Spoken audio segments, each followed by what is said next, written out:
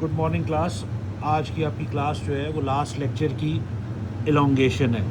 Last class में बेशुमार लोग जो है वो ये बात कहते रहे कि कुछ अंडरस्टैंड नहीं कर पा रहे या उन्हें कुछ कन्फ्यूजन है। So to resolve their confusion I have just made some hand written notes for you people, और यहाँ पे मैं आपको वीडियो में कुछ बताने और समझाने की कोशिश करूँगा और यकीन है कि आप इससे फ़ायदा लेंगे। दूसरी तरफ ये होगा कि सेम नोट्स जो मेरे हैंड रिटन है, जो आपकी आसानी के लिए बनाए गए हैं, इनकी फ़ोटोकॉपी या इनके स्क्रीनशॉट्स जो हैं वो भी आपको सेंड कर दिए जाएंगे ताकि आपके पास एग्जैक्ट सेम कंटेंट जो है वो मौजूद हो और आप इसे आसानी से अंडरस्टैंड कर सकें। तो आपकी आसानी के लिए ये कोशिश जो है की गई है, राइट। अब लास्ट क्लास में सारे लोग ये तो जानते थे कि केमिकल इक्विलिब्रियम पे हम जो है बात को आगे बढ़ा रहे हैं। तो केमिकल इक्विलिब्रियम जो है उसका नॉर्मल एक्सप्रेशन, जैसा आप 9वीं 10वीं जमात से पढ़ते आए हैं, Kc is equal to products upon reactants. और ये जो है मैयर है कि किसी रिएक्टेंट ने किसी भी रिएक्शंस में जाने के बाद कितने प्रोडक्ट्स फॉर्म किए या सेट ऑफ रिएक्टेंट्स जो हैं वो किस अंदाज से बिहेव करके प्रोडक्ट्स बनाते हैं, और हमारे पास अल्टीमेटली जो है इस दौरान क्या रेशो किस तरह से एग्जिस्ट करता है और हमें कैसे पता चलता है कि कितने रिएक्टेंट्स कंज्यूम हुए हैं और कितना प्रोडक्ट जो है वो फॉर्म हो गया। अच्छा, यहाँ पे क्योंकि सिस्टम जो है वो इस तरह के हैं प्रैक्टिकल पैरामीटर्स कि कभी हम लिक्विड फेज़ में काम कर रहे होते हैं, कभी हम सॉलिड फेज़ पे भी काम कर रहे होते हैं और कभी गैसियस फेज़ में काम करते हैं। अच्छा, अब ख़ास तौर पे क्योंकि प्रैक्टिकली परफॉर्म करते हुए either in industry either eight lab scale, तो जैसे आप लोग केमिकल इंजीनियरिंग से हैं तो यहाँ पे ये बात ज़हन में रखें कि तमाम हालतों में कुछ पैरामीटर्स जो हैं, आइदर आप लिक्विड फेज़ पे हो काम कर रहे हो, गैसियस पे कर रहे हो या सॉलिड्स पे, तो तमाम ही कंडीशंस में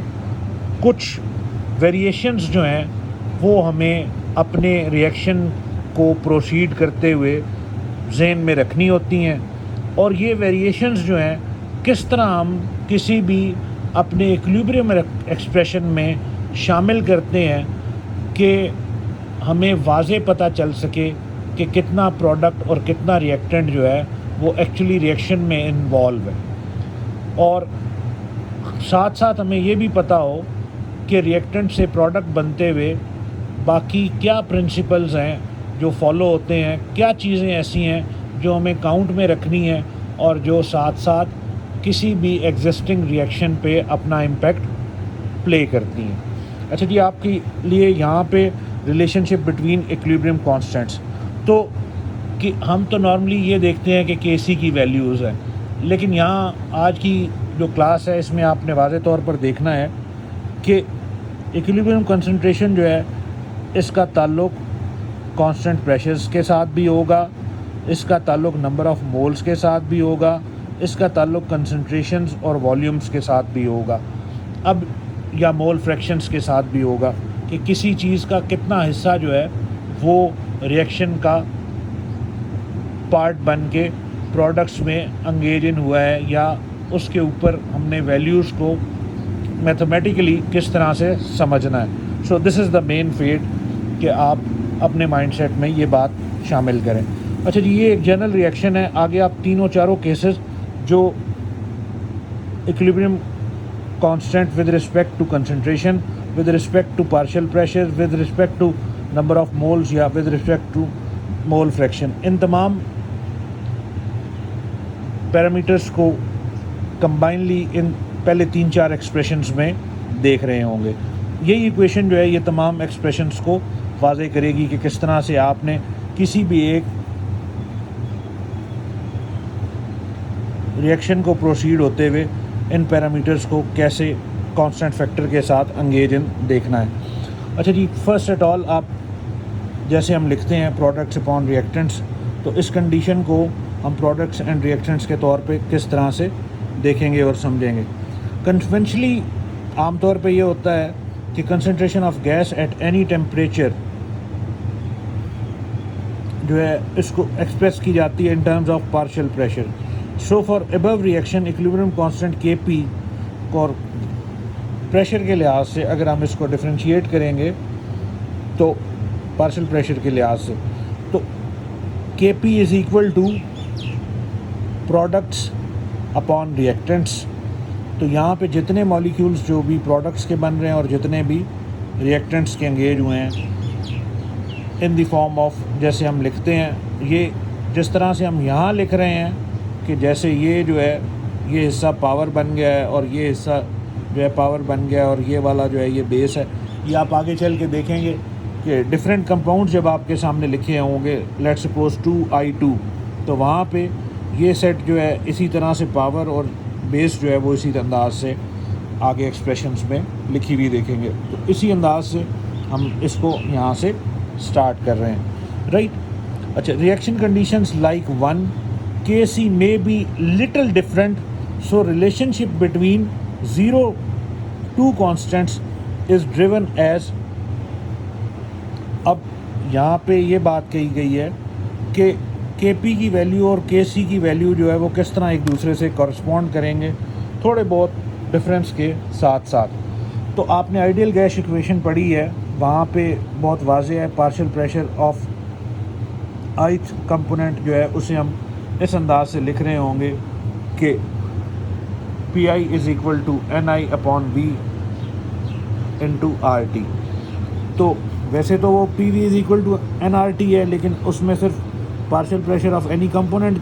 एंगेज करेंगे तो ये इन सब का सम अप होने के बाद आती है, तो किसी एक के लिए दिस वैल्यू। जबकि दूसरी तरफ हम ये कहते हैं Ni is equal to number of moles of gas with volume V। So Ni upon V is equal to concentration, molar concentration of ith component. Pi is equal to Ci.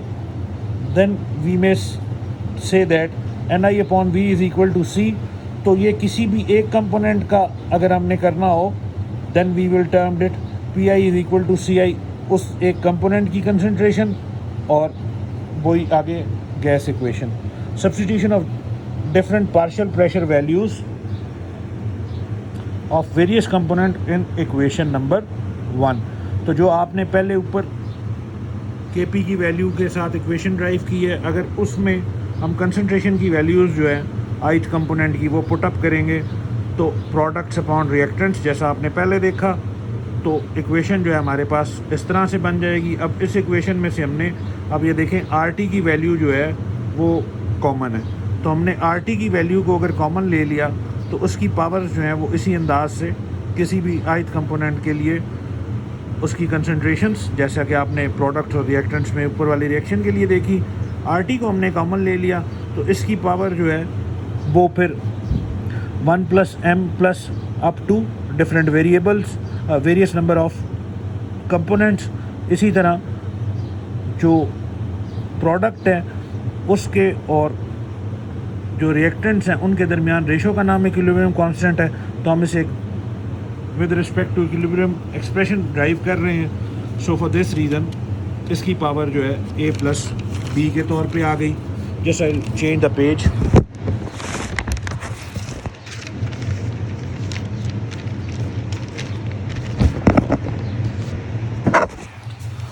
अच्छा जी, in the next phase जो है आप ये देख सकते हैं कि Kp की वैल्यू जो है वो Kc इक्विलिब्रियम कांस्टेंट जो है उसके साथ डिफरेंट नंबर ऑफ़ कंपोनेंट्स को अगर हमने विद रिस्पेक्ट टू कंसंट्रेशन एक के कांस्टेंट वैल्यू के साथ एक्सप्रेस करना है, देन RT की पावर्स जो पहले लिखी हुई थी as it is Kp is equal to Kc into RT upon, और RT की पावर जो है वो यहाँ पे डेल्टा n कर दी गई है। तो डेल्टा n बेसिकली क्या है? Delta n difference of number of moles of the products and reaction during any reaction.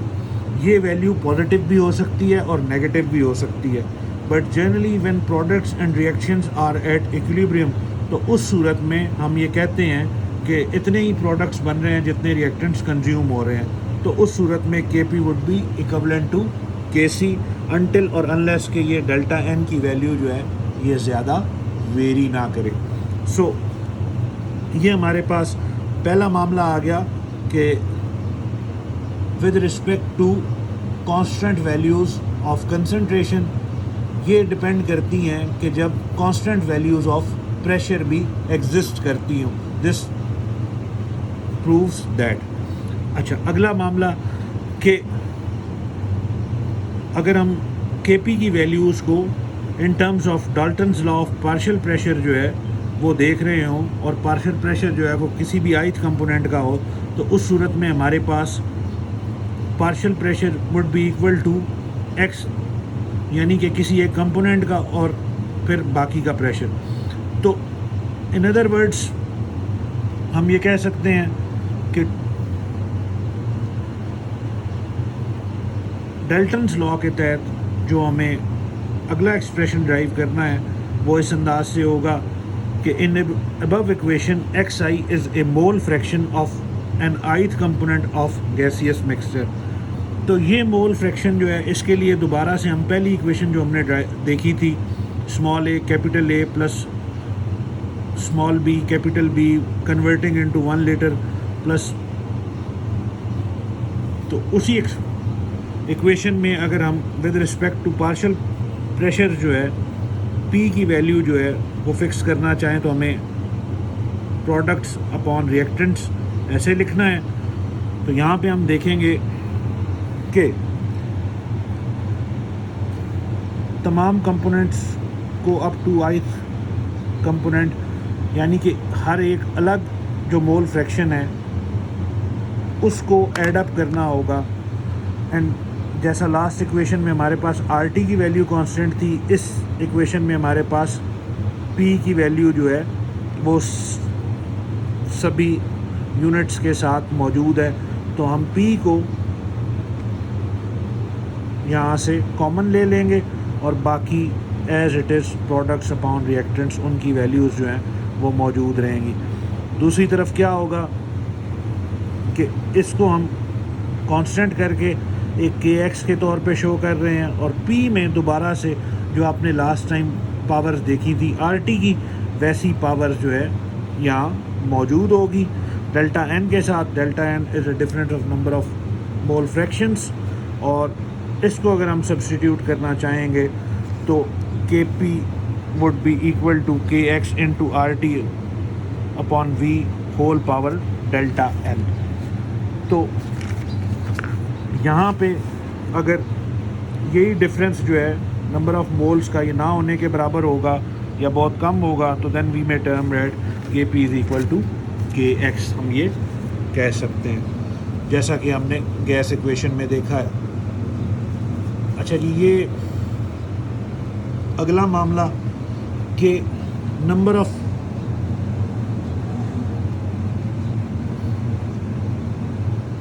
Moles of ith component of वो जो हैं किस अंदाज से रिप्रेजेंट करते हैं in terms of different concentrations. तो किसी एक मोल फ्रैक्शन की कंसंट्रेशन किसी भी रिएक्शन में कितनी होती है, इसको हम एक्सप्रेस करते हैं Kn के लिहाज से। तो Kn लेटर ऑन जो है वो किस तरह से कंट्रीब्यूट करता है Kp या Kc वैल्यूज़ को, तो इस एक्सप्रेशन में ये बात वाज़ेह की जाएगी।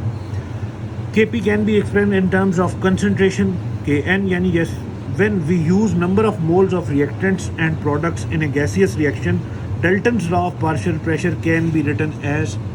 Pi is equal to Ni upon N into pressure। तो जितने नंबर ऑफ मोल्स हैं उनमें से किसी एक ith कंपोनेंट का एक हिस्सा